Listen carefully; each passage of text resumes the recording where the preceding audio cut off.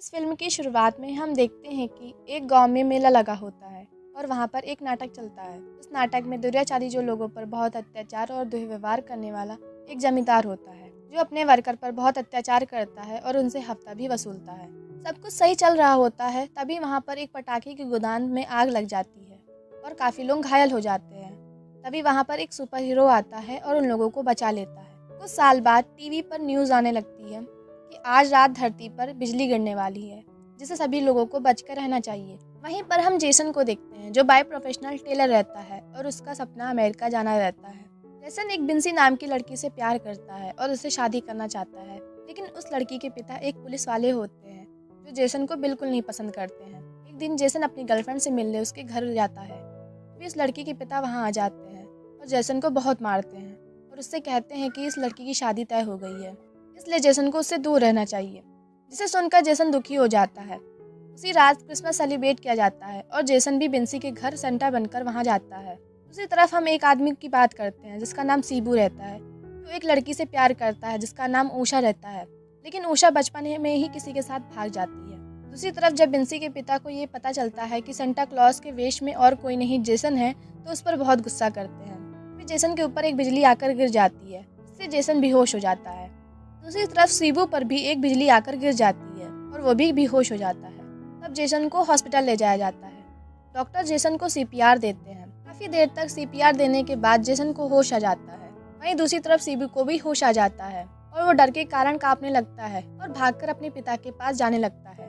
Cebu के पिता उसको ऐसी हालत में देखकर सोचने लगते हैं कि ये फिर से कहीं ना कहीं मार खा के आया है। उसके बाद हम जेसन को देखते हैं। उसके शरीर पर बिजली का निशान होता है और वो अजीब सा बिहेव करने लगता है। वहीं पर हम देखते हैं कि जेसन जिस स्ट्रेचर पे लेटा रहता है, उसके वेट की वजह से वो कर्व शेप में आ जाता है। अभी हम सीबू की तरफ देखते हैं। उसके घर पर भूकंप आ जाता है और सीबू अपने पिता के साथ बाहर आ जाता है। फिर भूकंप शांत हो जाता है। वो भूकंप सीबू के कांपने की वजह से आता है। जेसन और सीबू दोनों के अंदर एक पावर आ जाती है। वहीं जेसन घर वापस आता है और उसे जमीन पर बिंसी की शादी का कार्ड मिलता है और उसे फेंक देता है। इसी रात जेसन बहुत रोता है क्योंकि बिंसी की शादी होने वाली होती है। फिर जेसन की बहन जेसन को कुछ जेवर देकर अमेरिका जाने के सपने को पूरा करने को कहती है। जेसन उस जेवर को ले लेता है और अपनी बहन से कहता है कि जब वो एक बड़ा आदमी बन जाएगा तब उसे लौटा देगा। अगले दिन जेसन उस जेवर को बेचकर पैसा ले लेता है और अपने भांजे की टीचर जिसका नाम ब्रूसली रहता है उससे बोलता है कि तुम मेरे अमेरिका जाने का इंतजाम करो।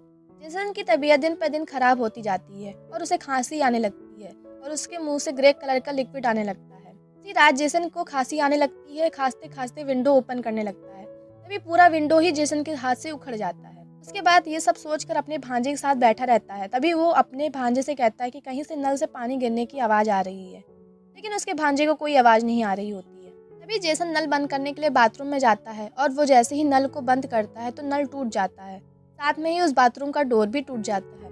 जेसन के पास बहुत सी पावर आ जाती है। दूसरी तरफ सीबू एक चाय की शॉप पर काम करता है और वहाँ पर ऊषा आ जाती है और सीबू की भी तबीयत खराब होने लगती है और उसके मुंह से भी ग्रे कलर का लिक्विड आने लगता है। नेक्स्ट डे जेसन को अब काफ़ी भूख लगने लगती है। भूख की वजह से वो अपने जीजू का भी खाना खा जाता है, जिससे उसका जीजू बहुत गुस्सा करता है और अपनी वाइफ को पीटने लगता है, जिसे देखकर जेसन अपने जीजू को रोक देता है, लेकिन उससे जीजू नहीं मानते हैं। तभी जेसन उसको हल्का सा धक्का देता है। तभी उसका जीजू कुएं की दीवार को तोड़कर उसके अंदर गिर जाता है और उसको काफ़ी चोट आ जाती है, जिससे उसको हॉस्पिटल में एडमिट कर दिया जाता है। तभी जेसन का भांजा समझ जाता है कि उसके मामा के अंदर बहुत सी शक्तियाँ आ गई हैं। शिबू भी अपने पावर को समझने लगता है। वहीं जेसन का भांजा जेसन को सुपरमैन, बैटमैन, स्पाइडरमैन के पावर के बारे में बताता है और दोनों लोग टेस्ट करते हैं कि जेसन के पास कौन कौन सी पावर है।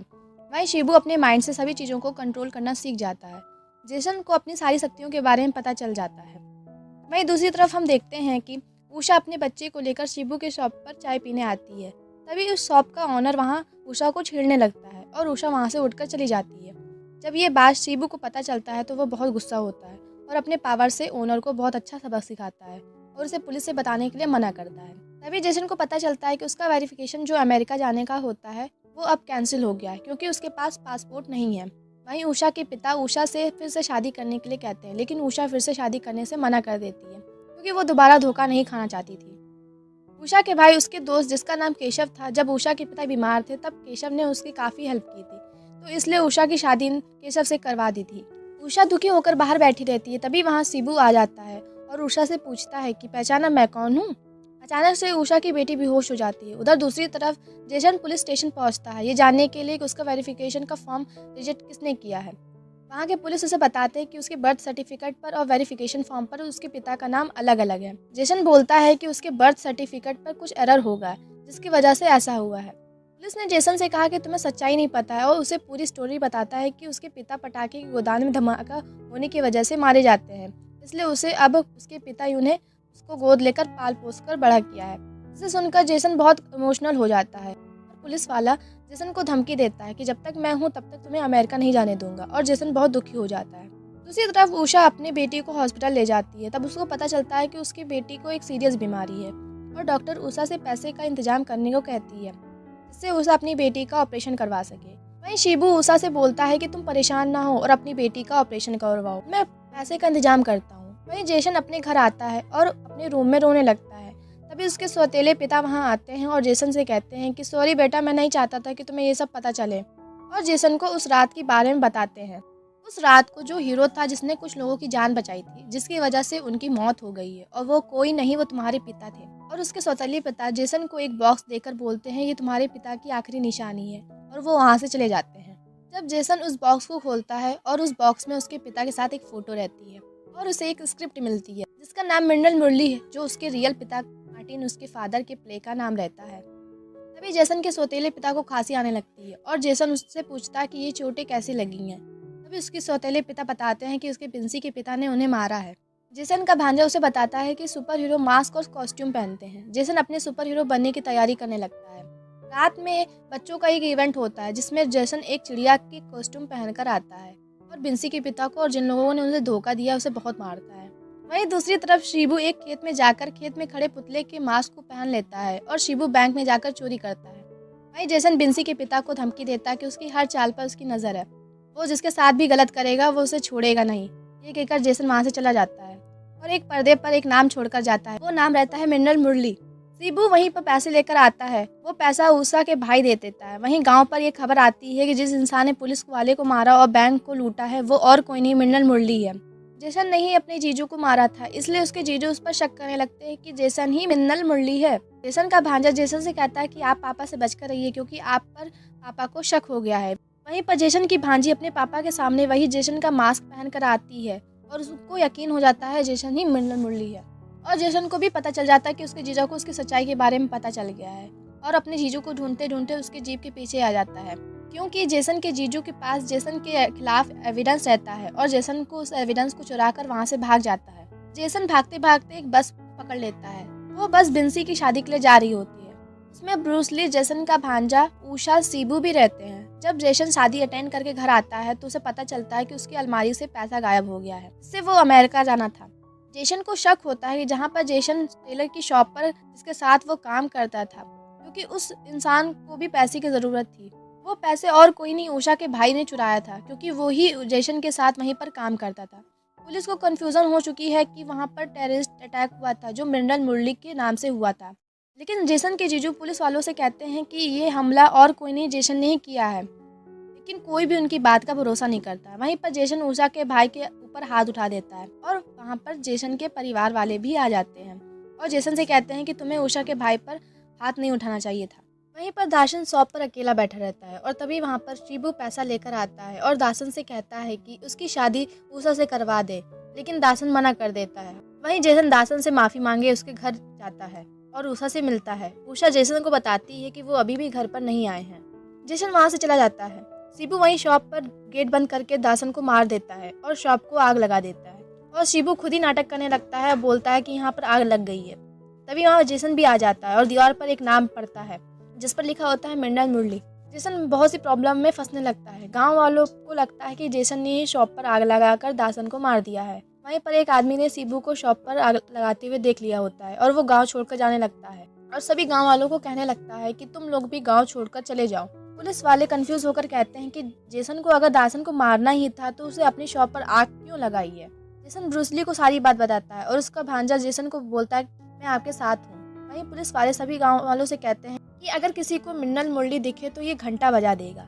जेसन के शॉप के पास आशीष की शॉप रहती है, जिसमें सीसीटीवी कैमरे की मदद से रियल क्रिमिनल को पकड़ लिया जाता है। शिबू वही बोरी वाला मास्क पहनकर पुलिस स्टेशन में सीसीटीवी फुटेज लेने आता है। सभी पुलिस वाले को लगता है कि यही मिन्नल मुरली है। तभी शिबू सीसीटीवी फुटेज लेकर भाग जाता है और जेसन एक मास्क पहनकर शिबू को पकड़ने जाता है। भागते भागते शिबू और जेसन एक ही बस में आमने सामने आ जाते हैं और उन दोनों के बीच बहुत फाइट होती है, लेकिन शिबू उस फुटेज को तोड़ देता है। उनके लड़ाई के दौरान बस का ड्राइवर घायल हो जाता है और शिबू के पैर में भी चोट लग जाती है। जेसन थोड़ी देर के लिए बेहोश हो जाता है। शिबू मौका पाकर वहां से भागा जाता है। तभी बस खाई में गिरने वाली होती है कि मिन्नल मुरली यानी जेसन उस बस को और उस बस में फंसे लोगों को बचा लेता है। लोग मिन्नल मुरली को वहीं थैंक यू बोलते हैं और मिन्नल मुरली ओरिजिनल बस पर वहां लिखकर जेसन वहां से चला जाता है। जेसन जब घर वापस आ जाता है तो वो बहुत प्राउड फील करता है और अपने पिता को याद करता है। जेसन अपनी शॉप को रिपेयर करवाता है और एक कॉस्ट्यूम बनवाता है और वहाँ के लोगों को पता चलता है कि यहाँ पर दो मिन्नल मुरली है, एक अच्छा है और एक बुरा है। उधर शिबू उषा के करीब होने के लिए केशव को मार डालता है और उस गाड़ी पे लिख देता है मिन्नल मुरली ओरिजिनल। तभी लोग बहुत कंफ्यूज हो जाते हैं। जेसन और शिबू की लड़ाई के दौरान जेसन को शिबू की फटी हुई जेब मिलती है, जिससे जेसन को पता चल जाता है कि वो विलन और कोई नहीं शिबू है और शिबू को पता चल जाता है कि मिन्नल मुरली जेसन ही है। जेसन के जीजू को एक एविडेंस से पता चलता है कि जेसन ही मिन्नल मुरली है। तभी शिबू और जेसन आमने सामने आ जाते हैं और एक दूसरे से बात करते हैं। तभी वो घंटा बजने लगता है। वो घंटा और कोई नहीं वही आदमी बजाता है जिसे शिबू की सारी सच्चाई के बारे में पता होता है। वो गांव छोड़कर नहीं जाता है। तभी पुलिस वहां आ जाती है और शिबू की सच्चाई भी सबके सामने आ जाती है और सभी लोग पत्थर उठाकर शिबू को मारने लगते हैं। तभी शिबू अपनी पावर से उन पत्थर को रोक देता है और चालाकी से वहां से भाग जाता है। जेसन के जीजू जेसन को अरेस्ट कर लेते हैं। गांव वाले इकट्ठा होकर शिबू को मारने का प्लान करते हैं और कहते हैं कि शिबू को गांव के बाहर नहीं जाने देंगे। शिबू घबराकर अपने बैग पैक करने लगता है। तभी वो देखता है कि उषा अपनी बेटी के साथ वहां बैठी रहती है और उषा को पता चलता है कि शिबू उसे कितना प्यार करता है। तभी शिबू के घर के बाहर गाँव वाले इकट्ठा हो जाते हैं और उसके घर को आग लगा देते हैं, जिसमें उषा और उसकी बेटी मर जाती है। शिबू बच जाता है और पूरे गाँव वालों से बदला लेना चाहता है। गांव वाला पुलिस से कहता है कि आपको शिबू को रोकना ही होगा। गांव में मेला चलने वाला होता है। शिबू ने मेले में हर जगह बम फिट किया रहता है और वो बम एक के बाद एक फटने लगता है। तभी पुलिस जेसन से रिक्वेस्ट करती है कि शिबू को कैसे भी करके रोके। पुलिस वालों को चाबी नहीं मिलती है। तभी जेसन पूरा दरवाजा तोड़कर वहां से चला जाता है। शिबू बहुत ज्यादा आतंक फैला देता है। तभी वहां पर एंट्री होती है रियल मिन्नल मुरली की। तो एक नए कॉस्ट्यूम के साथ लोगों को बचाने पहुंच जाता है।